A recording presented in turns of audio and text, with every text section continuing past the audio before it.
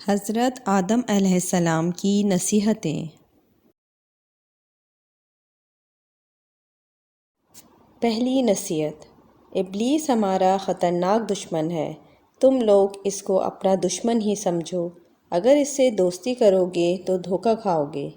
جنت میں تمہاری ماں بھی اس کو اپنا دوست اور خیر خواہ سمجھتی تھیں، اور میں نے بھی اس کو اپنا دوست اور خیر خواہ سمجھ لیا تھا۔ اس ظالم نے مجھے بھی جنت سے نکلوا دیا اور تمہاری ماں کو بھی۔ یہ اللہ کا فضل و کرم ہے کہ اس دنیا میں اس کے مکر و فریب سے بچا دیا۔ اگر تم لوگ اس سے دوستی کرو گے تو وہ جہنم کے ایسے خطرناک گڑھے میں ڈال دے گا کہ پھر تم کو اس خطرناک عذاب سے بچانے والا کوئی نہیں ہوگا۔ جب اس نے ہم لوگوں کو جنت سے نکلوا کر دم لیا تو تم لوگوں کو اس جنت میں کس طرح سے جانے دے گا؟ اس بات کو بار بار سوچتے رہو اور سنبھل کر چلو۔ دوسری نصیحت: شیطان نے ہم لوگوں کو اور ہماری اولاد کو چیلنج کیا ہے کہ میں انسانوں کے آگے سے بھی آؤں گا اور بائیں سے بھی آؤں گا اور ان کو گمراہ کر کے دوزخ میں ڈال کر رہوں گا۔ میں یہ بھی کہتا ہوں کہ اگر اوپر سے ہواؤں میں اڑتا ہوا آئے اور پانی پہ چلتا ہوا آئے اور کہے کہ میں بہت بڑا بزرگ ہوں اور تمہارا خیر خواہ ہوں، تو اس کو لا حول پڑھ کر بھگا دینا اور کہہ دینا تو بزرگ نہیں بلکہ ہمارا دشمن شیطان ہے، ہم کو تیری خیر خواہی اور ہمدردی کی ضرورت نہیں، تو نے ہمارے والدین کے ساتھ خیر خواہی کر لی۔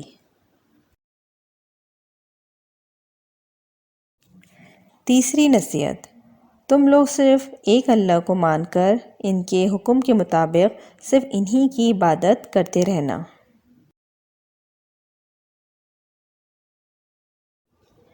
چوتھی نصیحت: میری ہی اولاد میں سے جن کو اللہ تعالیٰ اپنا نبی اور پیغمبر بنائیں گے اور ان کے ذریعے اپنی عبادات اور اطاعت کا طریقہ بتائیں گے، وہی اصلی دوست اور تمہارے خیر خواہ پیغمبر اور نبی ہوں گے۔ وہی لوگ جنت میں جانے کا راستہ بتائیں گے۔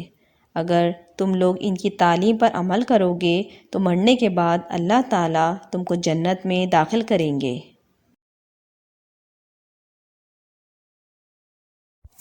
پانچویں نصیحت: خدا کا انکار کر کے کافر مت ہونا اور خدا کی عبادت میں کسی کو شریک مت کرنا، ورنہ مرنے کے بعد جہنم میں ڈال دیے جاؤ گے۔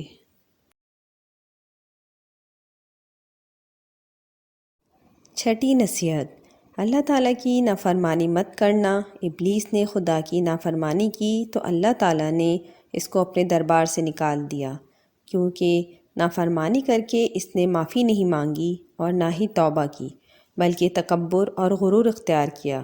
بچوں، یہ دونوں بڑے بڑے امراض ہیں، ان سے کوسوں دور بھاگتے رہنا۔ ساتویں نصیحت: اللہ تعالیٰ نے ہماری اصلیت کو اچھائی اور برائی سے بنایا ہے۔ تم اچھا کام کرتے کرتے کبھی برا کام بھی کر بیٹھو گے۔ خدا کی عبادت اور بندگی کرتے کرتے کبھی تم ان سے ان کی نافرمانی بھی ہو جائے گی۔ اللہ تعالیٰ رحیم بھی ہیں، کریم بھی ہیں، غفور اور غفار بھی ہیں، تم مایوس نہ ہونا۔ فوراً اپنی غلطی کا اقرار کرتے ہوئے توبہ کر لینا اور ان سے معافی بھی مانگ لینا۔ وہ تمہاری بڑی سی بڑی خطاؤں اور گناہوں کو معاف بھی فرمائیں گے اور توبہ کرنے کا الگ سے ثواب بھی دیں گے اور اپنی جنت میں بھی داخل فرمائیں گے۔ دیکھو، ابلیس نے بھی غلطی کی تھی مگر توبہ کر کے معافی نہیں مانگی، اس لیے وہ اللہ رب العزت کے دربار سے ہمیشہ کے لیے نکال دیا گیا اور جہنمی بھی بنا دیا گیا۔ ہم لوگوں سے بھی نافرمانی ہو گئی تھی مگر ہم لوگ شرمندہ ہو کے روتے رہے اور توبہ کرتے رہے اور ہم لوگوں سے خوش ہوئے اور معاف بھی فرما دیا۔ اب ہمیشہ ہمیشہ کے لیے پھر جنت میں داخل فرمائیں گے اور پھر کبھی نہیں نکالیں گے۔